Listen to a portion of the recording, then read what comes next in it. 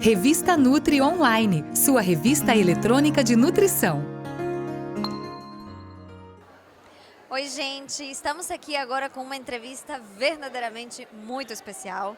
Alessio, it's really an honor to be able to speak to you. Thank you so much. The pleasure is mine. Tell us a little bit what you're going to talk about here on Gluten Free. Well, I didn't know until now, to tell you the truth, because what I decided to do was to listen very carefully what was said yesterday about nutrition and microbiome, and what is been going to be the presentation today of functional nutrition and keep you healthy, and put this all together.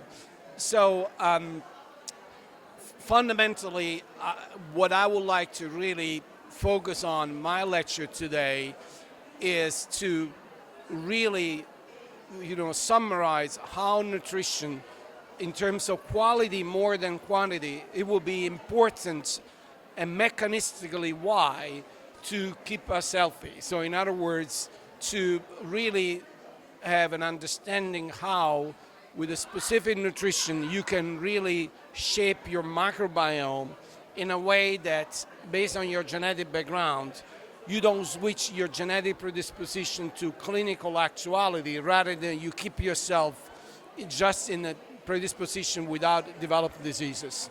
Oh, fantastic. So, in a brief summary of what you're going to say today for people who are watching us, can you tell us how do you do that? Yeah, I think that, the old paradigm of what it takes to stay healthy or develop disease was genetic predisposition and environmental triggers are the two elements that seems to be necessary and sufficient to develop disease. That's not true anymore. And what I will try to discuss today is that there are at least another three elements that are at play. So definitely you need to be genetically predisposed. Definitely your lifestyle and therefore the environment is important, but also an increased gut permeability that allows these two worlds, our genes that live in our body and the environment are triggered that are normally segregated outside, can physically interact.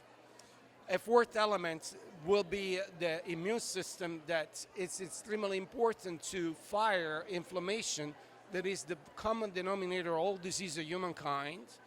And of course, the microbiome that, is capable to, as I was mentioned before, switch you from genetic predisposition to clinical actuality, and how all these five elements, they are highly integrated and influence themselves, and nutrition being the key elements that can decide if all these five elements will eventually be put in motion to lead to a state of health, a state of disease.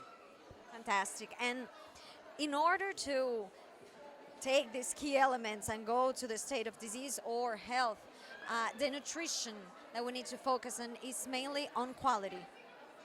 I believe that, the world of, nutrition, so, dietitians, nutritionists, for many, many years have been focused on quantity. You eat too much, you develop obesity. That is definitely one of the major problems that we face nowadays, particularly in industrialized countries. And if you don't got enough, you have malnutrition. I really do believe that we're on the verge of a revolution here, because quality will be much more important than quantity in terms of deciding if we stay healthy or not. In the past 3-4 decades, we've seen an acceleration and epidemics of, chronic inflammatory diseases in Western countries. There is much more asthma, autoimmune diseases, neurodegenerative diseases like Alzheimer and Parkinson, cancer, that materialize in such short period of time that you cannot blame genetic mutation. Got to be the fact that we're changing our lifestyle. And if you really scrutinize what we've been changing during the past 40 years, for sure, we're born much more frequently by C-sections. For sure, we use more antibiotics. For sure, we change many other aspects of lifestyle, but I believe the most impactful change has been the way that we eat. And that's the reason why I believe that nutrition is going to be important. Oh, I think that's incredible. And I like so much what you're like saying about the quality side, because I totally agree that research has really focused on quantity. And last year, at the end of last year, 2018, there was a paper that came out from like one of the main researchers on low carb or low fat, and usually they're separate, but this paper joined them. And what the paper was about is like, what are the main reasons for doing a low fat or a low carb? And the best part, what I liked the most, is that there was a section on what they actually agree about. So what are the things that we are sure about? And if you get to that part, most of it was really about quality. That's what we've known for a lot of years. Why aren't we focusing on that?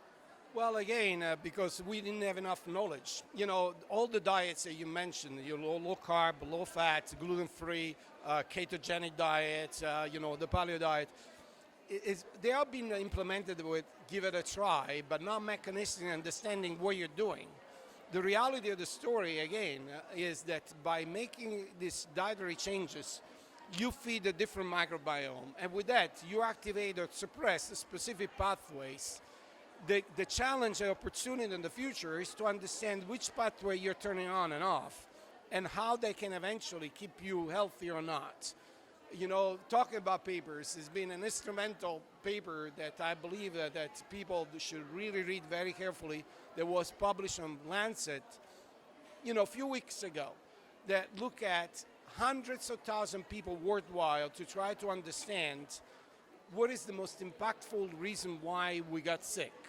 And by far, the most frequent reason why we have morbidity and mortality is nutrition.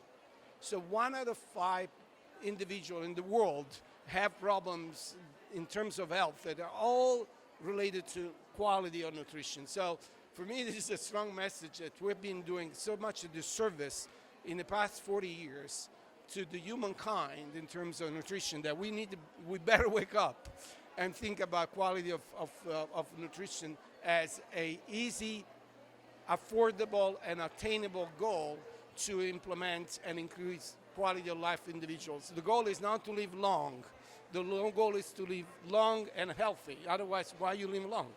Oh my God, such beautiful words, such important message, strong message, that I think nothing better can be said after that. Okay. Thank you so very much for being here. Thank you so very much for the interview. It's really, really an honor. Thank you so much for having me. Good luck for the entire rest of the meeting here. Okay. Gente, muito obrigada e continuem assistindo que tem muito mais coisa para acontecer.